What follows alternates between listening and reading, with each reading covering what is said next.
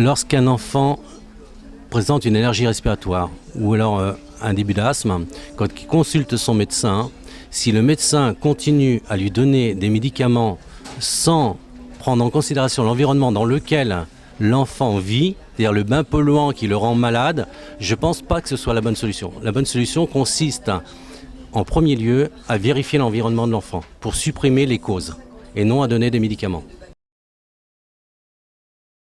Une femme qui attend un enfant, nécessairement, il faut qu'elle en parle à son médecin sur le risque des allergies et de l'asthme infantile. C'est quelque chose d'important, c'est une question d'environnement la plupart du temps. Il suffirait simplement d'une visite pour essayer de solutionner ou alors d'amoindrir un problème qui pourrait, enfin disons, voir le jour.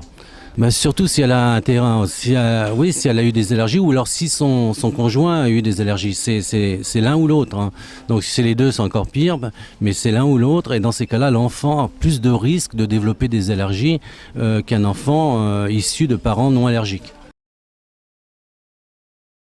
Même une peinture avec un écolabel n'est pas une peinture qui va garantir la non-toxicité de la peinture. Donc il faut avant tout bien se renseigner au niveau de la peinture, tout simplement parce que dedans, que ce soit la peinture, que ce soit les parquets, que ce soit les meubles, il peut y avoir des combinés chimiques comme le formaldéhyde qui va être un accélérateur de l'allergie par rapport aux acariens. Eh bien, ce qu'il faut chercher, c'est à la fois la composition de la peinture. Il faut que la composition soit clairement affichée. La référence de la peinture par rapport à son ancienneté. Il existe des peintures qui ont plus de 130 ans dans le commerce, c'est-à-dire qui existaient avant l'ère du pétrole. Donc ces peintures sont restées sur la même thématique de fabrication. Elles ne contiennent absolument aucun polluant chimique.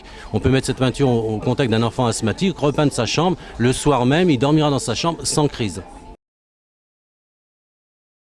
Nous, on intervient soit sur demande médicale, mais la plupart du temps, les médecins n'ont pas ce réflexe-là, donc on intervient sur demande du patient.